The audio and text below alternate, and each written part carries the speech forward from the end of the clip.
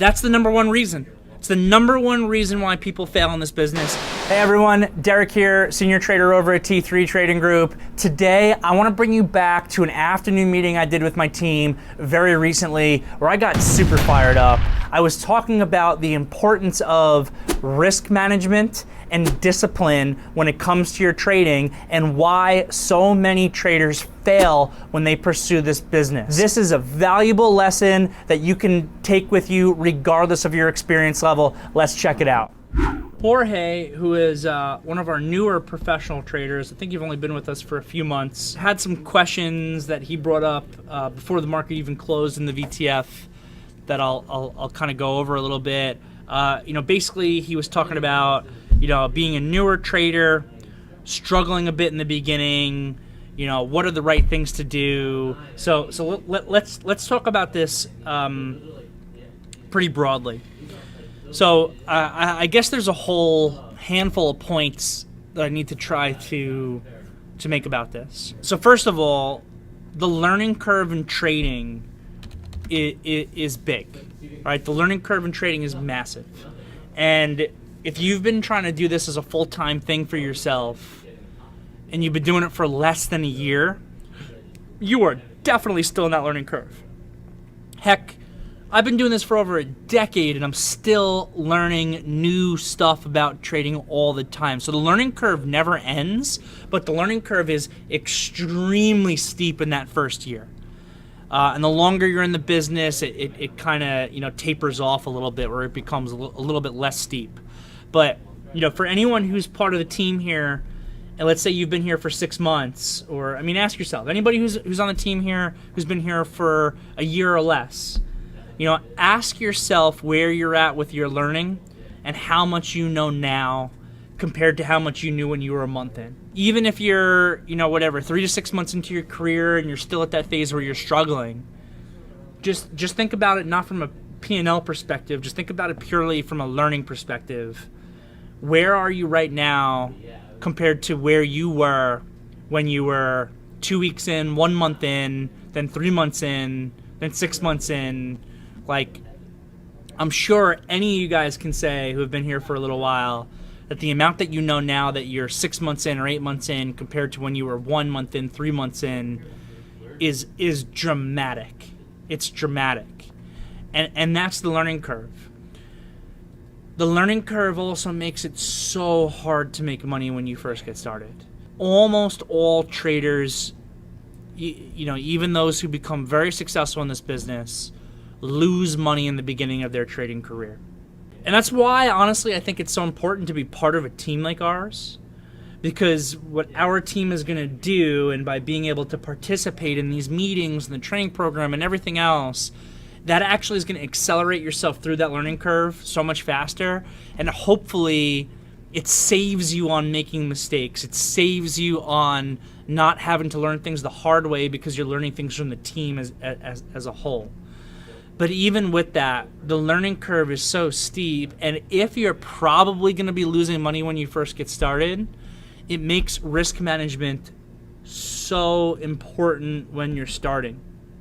Because it's one thing to lose some money when you first get started and you don't know enough yet to be really successful and profitable in the business. It's something else to not have the risk management and the money management in place that causes you to lose so much money that you can't recover from it. And for me, because I work with all you guys and some of you guys I brought into the company, the most heartbreaking thing for me ever is when I'm working with a trader who is like 7 months into their career and it finally seems like they're starting to be able to put things together, just as they say, you know what, but the losses I've taken from the first 7 months kind of wipe me out and I can't really afford to continue to do this properly. And I've seen that happen a number of times over the course of my career, and that's something that breaks my heart more than anything. Because it's like you put the effort in, you put the time in, you put the money in, you took the losses, you worked your butt off, you're just hitting that point where you're about to come over the corner or whatever it is where things are going to be able to come together for you, and you say, oh, man, you know what, I just can't afford to continue. So that's like the most heartbreaking thing for me ever. And this is why I literally every single day, at the end of every meeting, every morning meeting, I end it with a reminder that you got to manage risk, because it's the most important thing. If you can keep those losses that you're probably going to have when you're first starting a trading career in check, if you can keep them appropriate, that can be the difference between you getting past the corner and still being able to fight and still being able to be in the business, and then, you know, starting to make consistent money for yourself and then starting to do it in a bigger way. That can be the difference between getting to that point and getting through it and not, is the risk management that you had when you were new, when you first got started. And I still believe that you don't need to know a ton about trading, and you could actually be a profitable trader purely based off of risk management and money management techniques. Though it's not easy, it is possible. It's the key to the business when you're first getting started. You have to keep the losses in check, and it should be based on, you know, a percentage of your account. Whatever your starting account size is, you cannot allow yourself to ever lose more than, in a worst case scenario, 5% of it in a day. Ever. It cannot happen. If you ever, honestly, even regardless of experience level, but especially for new traders, if you are ever allowing yourself to lose more than 5% of your account in a day, you are setting yourself up for failure. You are setting yourself up to not be able to get through that learning curve properly unless you got really deep pockets that I don't know about. It's so important. Know your account size, create rules for money management, create rules for risk management. Do not deviate from them ever.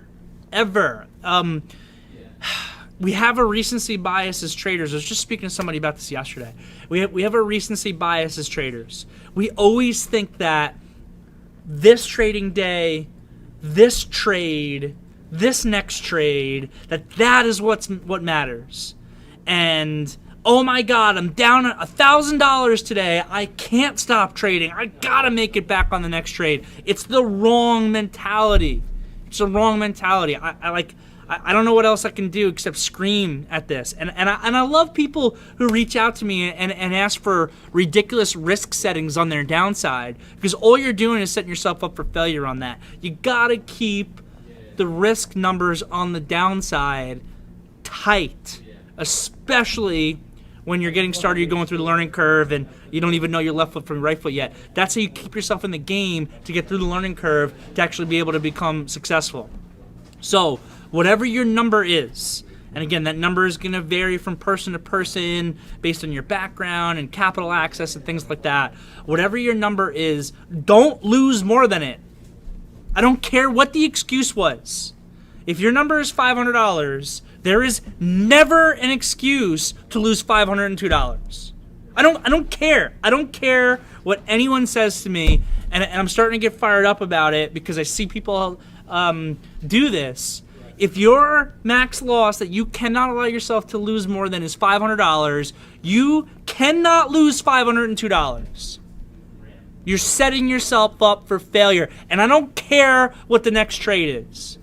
The beautiful thing about the market is it is an opportunity creating mechanism. You do not have to be in every trade every day, and you're never going to catch every move that happens in the market. And the market's going to be here tomorrow, and it's going to be here the day after that, and it's always going to be creating new opportunities. If you are down $499 and $500 is your max loss, I don't care if you're telling me you're trying to risk $10 of the next trade. Don't press the dang button. Don't do it. You're setting yourself up for failure. That's the number one reason. It's the number one reason why people fail in this business is they allow their losses to be bigger than they should be. At the end of the day, the trading is as simple and as difficult as making more money than you lose. At the end of the day, it's just a numbers game. And this is why I tell people all the time, because I used to spend countless hours doing this. Take time when the market's not around. I used to love doing it after sparring on Fridays, So like, market would close. We don't do an afternoon meeting on Friday. For years and years and years, I take the train out to Long Island, especially, I'd be back when I was fighting professionally or in between training camps or whatever. I'm still doing it. I'm still sparring people. Actually, I had a little black eye. It's just about gone now from last Friday. I go out there. I do my sparring. I can't tell you how typical it was for me to then get to my parents' house, which is usually where I'll stay when I'm out on Long Island. It's where I grew up. To get back to my parents' house, go on the computer that's there, open up an Excel spreadsheet, grab myself a beer, and sit there and play with numbers. Oh, okay. And when you sit there and you play with numbers, you're going to see exactly what I'm talking about. Yeah. At the end of the day, this is very specifically a money management game. It's a numbers game. It's about putting yourself in the position, very simply, to make more money than you lose. And doing it every single day and doing it consistently over the long run. When you go and you guys do your monthly trading reviews, which is something that I hope everyone does, you go back at the end of every month and they review their entire month's worth of trading, and you review your account, I can almost promise, because I've seen it with my own trading month over month over month for years, and I've seen it with other traders for years, it's the outlier days that make and break the entire month. It's the couple of trading sessions. If you never are allowed to lose more than $500, it's the 2 trading sessions in the entire month where you lost $1,000, $2,000, $2,500 when you're never supposed to lose more than $500. That literally ruin the entire month. On the flip side, it's also true, if you have a month where the risk management was clean across the board, it's the couple of days that you posted up some real juicy P&L where some trades worked out perfectly for you, where you made $2,000, $3,000, $4,000. That is what makes the entire month. I never let myself lose more than $500, and bam, look at this! I crushed it today. I made a few $1,000. That is what is gonna make your entire month, and everything else in the middle is gravy. I lost $300 today. I made $500 tomorrow. I hit my limit down the day after that. I lost $500. I made $200 a day after that. All that washes out to gravy, and then it's the couple of days where you're actually able to make real money for yourself that actually makes it all kind of come together for you. Do that review, and then when I see traders, and I've spoken to so many professional traders over the years. Almost always, if they're not encountering success, it's because the loss is on the downside. And I know the person who asked me the question, before we did the meeting today, I took a look at your account before we got started, and I can tell it's the exact same thing for you. You have allowed yourself to take losses that are bigger than they're supposed to be. And then the other side of it also affects some people, though usually to a lesser degree. I will sometimes, and this is also psychological, this is a problem that occurs with some people a little bit to a lesser degree than the risk management problem, but is something that occurs. Sometimes I will speak to people who actually have really good risk management discipline, but they don't ever let their winners run. So they never have the outlier up day. As soon as they see that they're up some money, they start exiting out of their positions. So what I'll end up seeing from that guy is he will occasionally throw in those maximum down days where he loses his $500 or whatever his maximum number is supposed to be. But on the up days, every time he's up $200, he's closing out all of his positions and he's being done. That trader also doesn't make money. That trader has a different problem. They have good risk management skills, but they are afraid to give back money once they start making it, so they exit their positions too early. That's where you got to implement your reward maximization techniques, the trailing techniques, things like that we're constantly talking about. Because if you exit every position as soon as it starts moving in your favor, you're never going to have that trade that pays you 4, 5, 10x what you were actually risking in the trade. So that's it. And again, sure, there's a big learning curve in this business, but it can all be broken down to those things. You're a new trader, you're working yourself through the learning curve. So just to recap, you're a new trader, you're working yourself through the learning curve. You gotta have the risk management in place. That can literally be the difference between you making it or not making it through the learning curve to actually become successful in the business. And that risk management has to stay with you for the rest of your career. Even when you become successful or whatever, you start putting it together, you can't get too loose with it. And sometimes that's a problem I actually have personally. I was actually, in some ways, a better risk manager when I was a brand new trader than I was now. Because when I was a brand new trader, I didn't know anything else. The one thing that I knew was that it was a numbers game and I could never allow myself to lose more than this amount of money. I never did it.